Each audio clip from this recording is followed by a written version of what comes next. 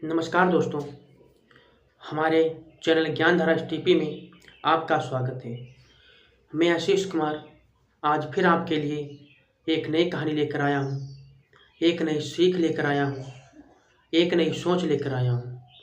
तो दोस्तों, कहानी को पूरा सुने, वीडियो को अंत देखें, कहीं पर भी स्किप ना करें, क्योंकि यह कहानी आपके जीवन में परिवर्तन ला सकती है, आपकी सोच में परिवर्तन ला सकती है। इसलिए दोस्तों, कहानी को पूरा सुनें।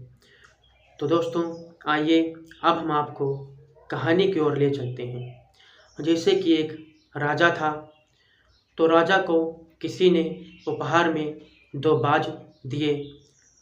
तो राजा उन बाजों को देखकर प्रसन्न हुआ, क्योंकि वह जो बाज थे वो नए नस्ल के थे और इससे पहले राजा ने उन बाजों को नहीं देखा था।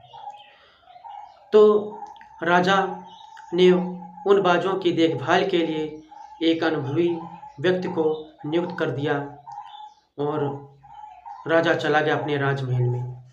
होता क्या है, कुछ महीने बीत जाने के बाद वह राजा उन बाजों को देखने के लिए चल देता है। तो जब वह राजा वहाँ पहुँचता है जहाँ पर वह अनुभवी व्यक्ति उनका पालन पोषण कर रहा होता है बाजों का, तो राजा देखता है उन बाजों को और बाज बड़े हो चुके होते हैं। तो राजा देखकर उनको प्रसन्न हुआ और राजा ने उस अनुभवी व्यक्ति से कहा कि ये उड़ भी लेते होंगे। तो वह अनुभवी व्यक्ति बोला, हाँ राजा साहब यह उड़ लेते हैं। तो राजा साहब ने इशारा किया कि इन बाजों से उड़ने के लिए कहो। तो बाज आसमान की ओर उड़े, लेकिन राजा ने क्या देखा कि एक बाज आसमान को छू रहा था, लेकिन वहीं दूसरा बाज थोड़ी ऊंचे उड़ा और वह वापस फिर डाल पर आकर के बैठ गया। तो राजा को यह आश्चर्य हुआ। तो राजा ने उस अनुभवी व्यक्ति से कहा, इसको फिर से कहो उड़ने को। तो उस अनुभवी व्यक्ति ने फिर इशारा किया उड़ने के लिए, लेकिन होता क्या है, वह बाज थोड़ा उड़ा और फिर आकर के उस डाल पर बैठ गया। तो राजा यह देखकर आश्चर्य हो गया। राजा ने उस अनुभवी व्यक्ति से पूछा, यह क्या है कि दोनों बाज बराबर के हैं और फिर भी एक बाज आसमान में उड़ता है, लेकिन एक यह जो बाज है यह तो आकर के डाली पर बैठ जाता है, क्या यह उड़ना नहीं जानता है? तो उस अनुभवी व्यक्ति ने कहा कि राजा साहब, इसकी यह समस्या बहुत पहले से है। यह डाल को छोड़ता ही नहीं है, यह उड़ता है और फिर आकर के डाल पर बैठ जाता है। तो राजा साहब ने अपने राज्य में ऐलान कर दिया कि जो कोई इस बाज को आसमान में उड़ा देगा, मैं उसे ढेरों सारा इनाम दूंगा। होता क्या है, कुछ हफ्ते तक, कुछ महीनों तक एक से एक विद्वान आते हैं और उस बाज को उड़ाने की कोशिश करते हैं, लेकिन वह बाज थोड़ी ऊंचाई पर उड़ता और आकर के उसी डाल पर बैठ जाता। तो ऐसा कोई भी नहीं निकला जो कि उस बाज को उड़ा सके।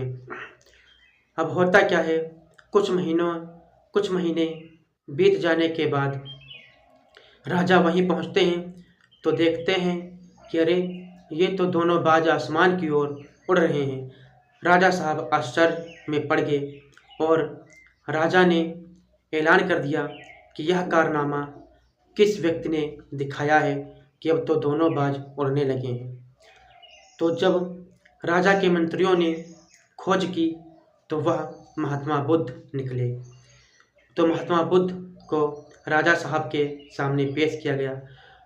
तो जो राजा थे उन्होंने महात्मा बुद्ध का सम्मान किया और उन्हें दंडवत प्रणाम किया और उनसे कहा, हे महात्मा बुद्ध, आपने यह कारनामा कैसे कर दिखाया?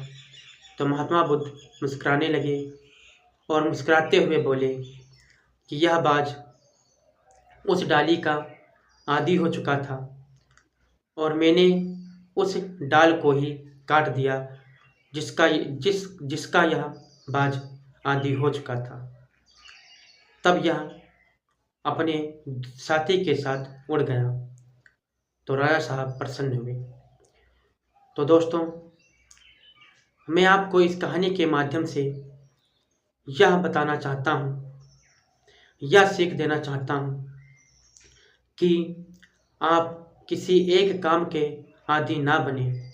ईश्वर ने हमारी रचना की है, हमें बड़ा कुछ करने के लिए संसार में, हमें ऊंची उड़ान भरने के लिए, लेकिन एक ही कार्य के एक ही डाली को पकड़े हुए हम अपनी कला, अपना अनुभव भूल जाते हैं कि ईश्वर ने हमारी स्वयं रचना की है ताकि हम ऊंचाई पर उड़ सकें। तो दोस्तों, अगर आपने भी कोई ऐसी डाल पकड़ रखी है जो आपको जीवन में आगे बढ़ने से, आगे उड़ने से रोक रही है, तो आप भी उस डाल को काट दीजिए। तो दोस्तों, मैं आशा करता हूँ कि महात्मा बुद्ध की यह कहानी आपको अच्छी लगी होगी। और दोस्तों, हमारे चैनल को सब्सक्राइब नहीं किया है तो सब्सक्राइब कर लें ताकि आपको हर रोज़ एक नई कहानी मिल सके। तो दोस्तों, मैं अगली वीडियो में मिलता हूँ एक नई कहानी के साथ। तब तक के लिए दोस्तों, नमस्कार।